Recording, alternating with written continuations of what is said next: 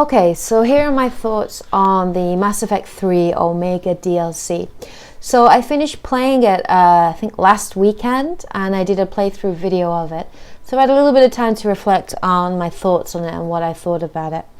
So prior to playing the DLC, I was so excited to play this DLC for many reasons. The first is that I love Arya Talorc, so I was really excited to get to play with her, and I had read the comics, the Invasion comics, so I was really excited to find out, like, what was going to happen with Arya and to help her take back Omega.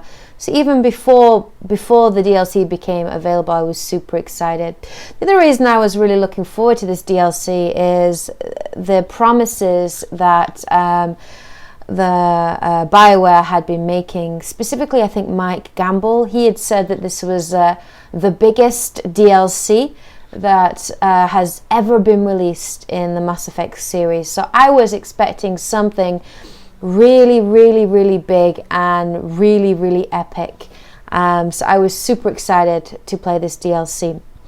So what did I think about it? Well, I mean, there were some good things about the DLC. I mean, I did enjoy it. I thought the DLC was fun. It was very fun. One thing I liked about this DLC more is there's a lot more gameplay. It is more action orientated. I know some people have complained about that, but I liked the fact that there was more action and more gameplay within it. And that was one of the main issues I had with Leviathan, was that it was very short. And while the story was really interesting and a lot of what we found out in Leviathan was really key to kind of understanding the Reapers and really develop the story, I felt that there wasn't enough actual gameplay in it. And so yeah, Omega did solve that, and it did have a lot of really good like gameplay and like fighting and combat. So that, I guess that was nice if you like that kind of thing. I really enjoyed, I really liked the characters in the DLC. I really enjoyed having Arya in your squad. I was super excited, and she had some pretty cool powers. And yeah, and if you really like Arya, then that is definitely one reason to buy this DLC, because you do get to interact with Arya a lot more, and you do find out a lot of interesting information about Arya's past, which I'm not going to go into in this review, because it is a completely spoiler-free review of the Omega DLC, and I'm sure if you're watching this, you're thinking about whether to buy it or not. So I won't give any spoilers, but you do get to find out a little bit more about Arya and about her background and her past. I also like the fact that there definitely were some RPG elements within the main storyline. There were certain key decisions that you had to make in the DLC at certain points, and I've played this DLC through twice. The first time I played it through as Kate, who is my Paragon Shepherd. She's a spacer and a hero, a soldier class. So I played it through with her first, and then I played it through with my other Femme Shepherd, my Faith, who actually is a renegade, and she is a colonist, and she's ruthless, and she's an adept. And so I played it through, like, predominantly Paragon and then predominantly Renegade. So I've played it through 2 times, and I did notice that there definitely were some RPG elements in that. If you made certain key decisions, that did actually impact on the story, and it did actually change Arya's character development and the decisions that she makes, and how she interacts with both Shepard and other characters within the DLC. So that was really nice. I definitely liked the fact that they had that element. That was one thing I thought Leviathan was missing, was that there weren't enough choices that you had that actually changed the storyline or changed the way characters reacted or developed. So you do have that in Omega. So in that sense, the Omega DLC does have definite replayability value, because you know, you can play it through many times and make different decisions, and your experience will be a little bit different depending on what you decided and the choices that you made. So that was definitely a definite bonus in the Omega DLC. That was good. You also, in this DLC, you also got some, you did get some weapon up. You got one new weapon. You got one new weapon, and you got a couple of weapon upgrades, which were cool, which were quite nice and new additions. I think they're also available in the multiplayer, but now you could use them in the single player through the Omega DLC. So that was kind of cool. And that you got a couple of new weapons in your upgrade. The other big thing for why the Omega DLC was really cool was, like, you know, if you buy it and play it, you finally get to see a female Turian, which was really, really cool. And I really, really liked Nyrene's character. I loved her banter. I loved the banter between Nyrene and Arya. I thought that was really, really, really awesome and really funny. She's a very, very strong-willed character, and I loved how, like, you know, she would question anything that Arya said and just didn't agree with her. I also liked that there's two dynamics to her character that I really enjoyed. One was that she was really, like, a tough, like, really tough, hard fighter, and, like, you know, when you would fight Cerberus, she would just kick so much butt, and she was, you know, really good, really, really good soldier. She had both biotic and tech powers, so she was a sentinel, which was really, really cool addition to her character, and I really liked that. So I like the fact how she was, like, a really good, hard, like, soldier, but she also had, like, a softer point to her character, you know, and she's much more caring than Arya, and really cared about the people who lived on Omega, and I liked that side of her character. But also, I like the fact that they did an extra thing with her character, which we haven't really seen before in Mass Effect, which is where she actually showed a fear of the Reapers, which we don't really explore, which really hasn't been explored enough in Mass Effect. That, you know, when she saw these adjutants, these Cerberus creative Reapers, that she froze, you know, because of what she's seen in her experiences. She felt this fear, this deep down fear in her character, and I thought that was very, very real and very, very, like, very natural and really, really nice. And I like that side of her character. She's gonna have to fight this fear and overcome it. And yeah, I like that dynamic to her character. So, I mean, those were some of the things that I liked about it. So, I mean, what things did I not like about the Omega DLC? Actually, there's quite a lot. Mike Gamble had said that this was the biggest DLC that has been released in Mass Effect. And, you know, it should be, because the price is 1,200 Microsoft points, which is a lot. It is expensive. It's one of the most expensive DLCs that... I think it is the most expensive DLC that the Mass Effect series has ever released, and so rightly so it should be a large. I mean, I think I was expecting it to be much larger than Shadow Broker, which previously had been the biggest one. I think Shadow Broker was like 3 or 4 hours long, so I was expecting this DLC to be like 6 or 7 hours long, and to have, like, lots of new weapons and maybe a new character that you would get from the DLC, like, at the end of it.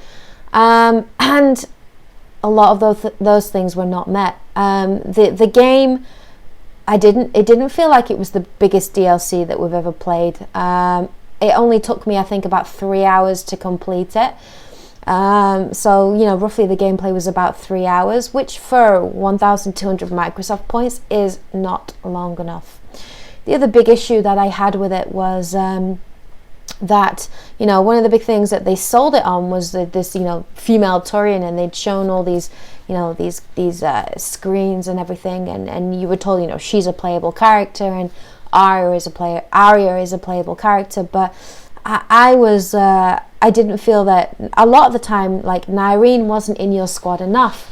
And you know, there are reasons within the story for that. You know, she would have to go away and be doing something else important in the main storyline, of course, you know, so she couldn't be in your squad all the time. But I was disappointed. I didn't feel that she was in the story enough, and I didn't feel that you got to interact with her enough in the actual main story, and so I would have liked to see more of her in the story. I do really think the developers missed a golden opportunity. I'm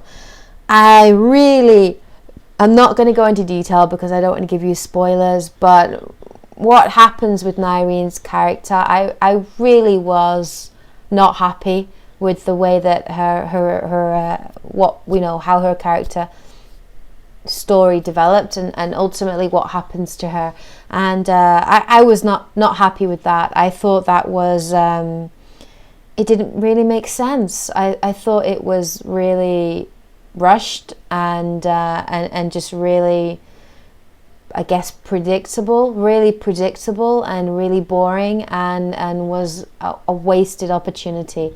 So that I really didn't like what happened to her character, and that was one thing that kind of really annoyed me in the actual DLC. And I felt the developers could have done a lot more with her character if they'd gone in another direction, but they didn't.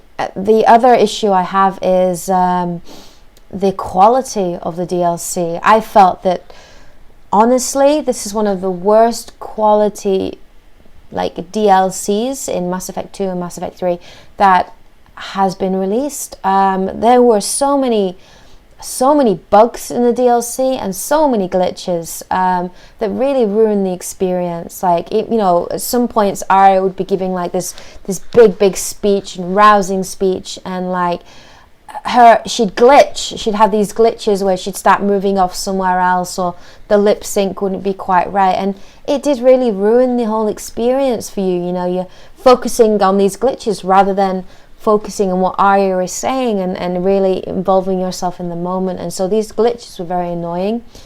I played my first playthrough as a soldier, so I didn't have any big issues with the gameplay. But when I played through as Faith, as my adept, I noticed there were some glitches in using my powers. Sometimes my powers would be available, they'd be fully charged and available, and I'd hit to use it repeatedly, and they weren't working. So sometimes even my powers weren't working, which was very frustrating. I didn't feel like there was enough. I thought it was too much focus on combat. Even though that I wanted that, it was too much. It was like Leviathan was too story and RPG, and Omega was the opposite, and there was too much combat and there wasn't enough RPG element to it. There weren't enough conversations. There wasn't enough story development. I would have liked to have interacted with characters a lot more. I would have liked to have found out a lot more from Arya and talking with Arya. I would have liked to have interacted with Nyrene a lot more and talked to her about that. So yeah, I really felt like that there wasn't enough RPG and story development within the actual game. So that was definitely an issue with it as well. Also, I felt like the actual soundtrack for the Omega DLC was really disappointing. One of the main things that makes Mass Effect such a beautiful game is the music. The music and the atmosphere is so beautiful, and in Omega, there wasn't any. There were so many points when there should have been music, when Arya gives her speech and when there's a big reaction from the crowds, and there should have been really powerful and dramatic music at so many points in the game, and there just wasn't any. It was too silent, and it did really affect the atmosphere, and it even affected the sound quality. There weren't enough sound effects for crowds of people yelling, and even when characters were speaking, they're because it was too quiet, their voices sounded really echoey, like they were in some kind of stadium. It just didn't sound right. It didn't have the usual feeling that Mass Effect games and DLCs do have. So yeah, another thing I was really disappointed about was that I would have liked to have had, I mean, obviously I know Ari doesn't trust many people, but I would have liked to have had your squad with you. And you didn't have your squad with you in the DLC, and it's not the end of the world and it's no big deal, but I would have really liked to have seen the interaction between some of my like main squad characters and Arya and Nyreen. Like, I would have really liked to have seen like how Liara reacted to Arya's like ruthless like persona, and how like Garrus interacted with Nyreen and different things. So I would have really liked to have seen that, but you know, it didn't happen because of story reasons or character reasons or whatever. And so yeah, I mean those are the things that I liked and I disliked about it. So the biggest issue I have with the Mass Effect 3 Omega DLC is the price. That's the main issue with it. Like, and I know a lot of people, and maybe, you know, a lot of you guys are hesitating to buy it because you're like, 1,200 Microsoft points is a lot, and you guys are right. I feel that 1,200 Microsoft points is too much for what the Omega DLC is. I mean, it's not worth it. Like, the only way that it might have been worth it would have been if Nyreen became a permanent character in your squad and you got to keep her after the DLC. Kind of like what happened with Kasumi in Mass Effect 2. Kasumi, I love Kasumi. She was one of my favorite characters, and you know how you did her side mission and then you got to keep her in your squad, and I think it would have been really, really awesome, you know, to have had Nyreen as a permanent squad member that you know, take onto the Normandy. Now, obviously, you can't have Arya. Arya, of course, has to stay on Omega and rule things on Omega, and she has another very important role, you know, somewhere else, in, you know, supporting Shepard in the story. But definitely Nyreen, I think, could have become like a permanent character in your squad. You know, similar to Kasumi, and also similar to what Javik became. And I felt that the developers, the BioWare, should have done that. They should have done that, and I felt like it's a huge, like, missed opportunity for them. And like, you know, while I enjoyed the game, the cost of it, I felt a little bit ripped off. I felt a little bit that I was ripped off, that I was promised this really long game. It wasn't that. There weren't enough rewards for actually paying that price for it, like a permanent character or like 4 or 5 new weapons. And it didn't feel bigger and more epic. The quality of the DLC was not up to the standards that BioWare has previously released in the Mass Effect DLCs. There wasn't enough story and character development in the game. It was too action focused. And I know that the developers of the Mass Effect 3 multiplayer were in charge of the Omega DLC. And it is something that concerns me a little bit, because I do know that the developers that are handling the multiplayer are also going to be handling Mass Effect 4. And I'm wondering whether like Omega is an indication of the direction in which BioWare and in which Mass Effect is going, which is less RPG and more action shooter combat style, which I hope is not the case, because Mass Effect has always been, like, you know, a unique series in its RPG elements, and I hope it's not going that way. So what do I think? Do I think you should buy it at full price? No, I really don't think it's worth buying at 1,200 Microsoft points. My advice is, like, if you really, really love Arya and you have the money and you can afford it, okay, sure, go ahead and buy it. But if your money is, you know, if your money is tight, and if you like Arya, but she's not this character that you absolutely love, and, you know, you take her or leave her, I wouldn't buy it. I would wait for the DLC to come down in price. If, you know, and it will come down in price eventually.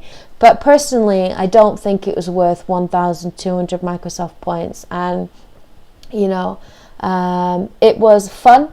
It was fun and enjoyable, but it wasn't as amazing as I thought it was going to be, given the price, and I don't think it was worth the money.